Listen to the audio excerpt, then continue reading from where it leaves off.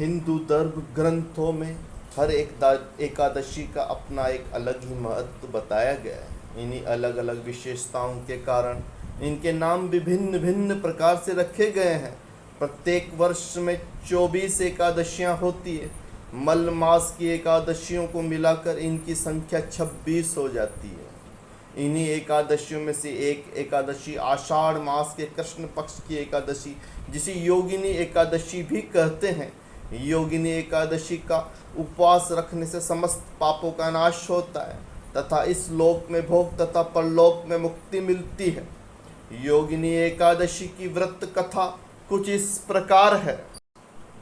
धर्मराज युधिष्ठिर भगवान श्री कृष्ण से कहने लगे, हे प्रभु, हे गिरिधर, हे गोपाल, मैंने ज्येष्ठ शुक्ल एकादशी के व्रत का महात्म्य सुना है।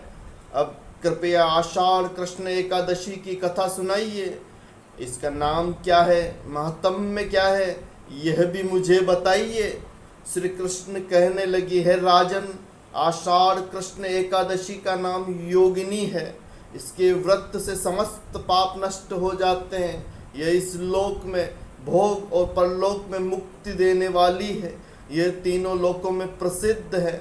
मैं तुमसे पुराणों के वर्णन की हुई कथा सुनाता हूँ, तुम ध्यान पूर्वक इसे सुनना।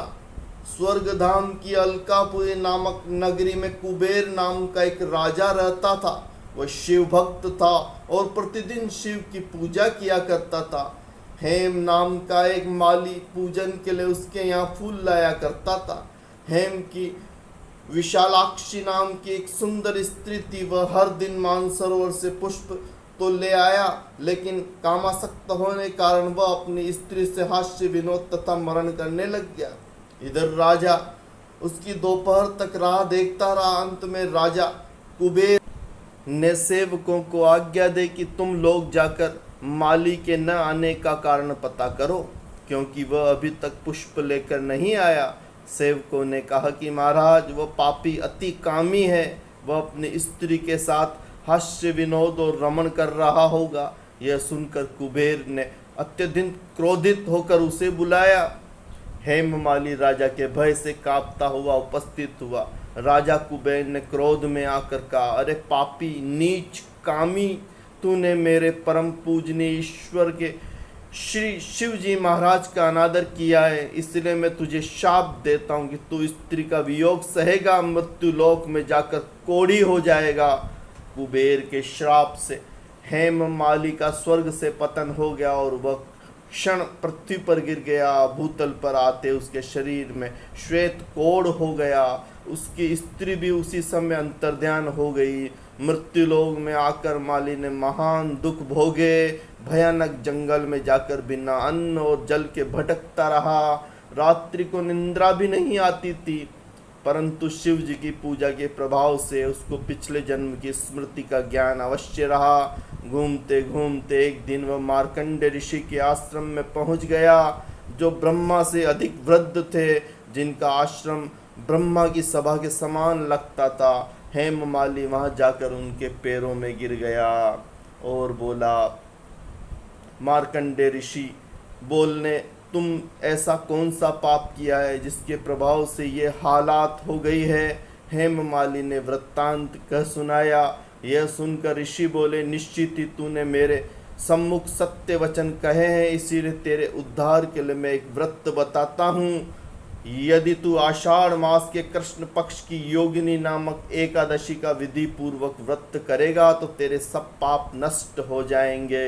यह सुनकर हेममाली ने अत्यंत प्रसन्न होकर मुनि को साष्टांग प्रणाम किया, उसे स्नेह के साथ उठाया। हेममाली ने मुनि के कथनानुसार विधि पूर्वक योगिनी एकादशी का व्रत किया। इस व्रत के प्रभाव से अपने पुराने स्वरूप में आकर वह अपनी स्त्री के साथ सुख पूर्वक रहने लगा। भगवान कृष्ण ने कहा, हे राजन, यह योगिनी एकादशी का व्रत 88,000 ब्राह्मणों को भोजन कराने के बराबर फल देता है। इसके व्रत से समस्त पाप दूर हो जाते हैं और अंत में ईश्वर को प्राप्त होता है। योगिनी एकादशी का व्रत कैसे किया जाता है? स्नान आदि कर मंदिर की सफाई करें, भगवान श्री हरि विष्णु का जलाभिषेक करें, प्रभु का पंचामृत सहित गंगा जल से अभिषेक करें। अब प्रभु को पीला चंदन और पीले पुष्प अर्पित करें, मंदिर में घी का दीपक प्रज्वलित करें, संभव हो तो व्रत रखें, व्रत लेने का संकल्प करें, योगिनी एकादशी की व्रत कथा का पाठ करें। आप अगर योगिनी एकादशी का व्रत कर रहे हैं तो व्रत खुलने के अगले दिन किसी गरीब को चावल दान करें या फिर चावल सहित भोजन जरूर करें।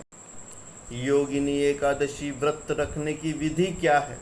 तो विधि कुछ इस प्रकार है कि एकादशी के दिन चावल का सेवन वर्जित माना गया है। इस दिन नाखून, दाढ़ी और बाल नहीं कटवाने चाहिए। एकादशी का व्रत रख रहे हो तो अन्न और नमक का सेवन न करें। एकादशी के दिन तामसिक चीज़ों से दूर रहें। एकादशी के दिन किसी को खाली हाथ न लौटाएं, कुछ न कुछ चीज़ों का दान अवश्य करें। एकादशी व्रत में फलहार में साबूदाना, सिंघाड़ा, शकरकंदी, आलू और मूंगफली खाया जा सकता है। एकादशी व्रत के फलहार में फल और दूध का सेवन कर सकते हैं। आम, अंगूर, केला, बादाम, पिस्ता आदि चीज़ों का एकादशी फलहार में ग्रहण करना चाहिए।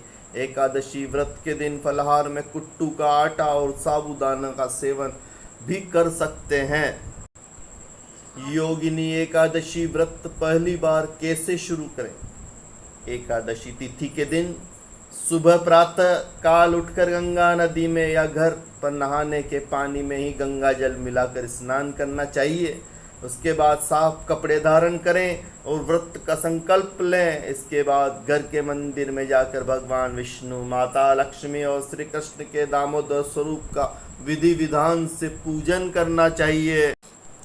तो भक्तों, यह थी एकादशी व्रत की कथा, महात्म्य, महत्व। तो अगर आपको हमारे द्वारा दी हुई जानकारी अच्छी लगती है तो आप चैनल को सब्सक्राइब करें, लाइक करें और हमसे कोई भूल हो गई हो तो कमेंट करके ज़रूर बताएं। आपने अपना कीमती समय हमें दिया, इसके लिए आपका बहुत बहुत धन्यवाद।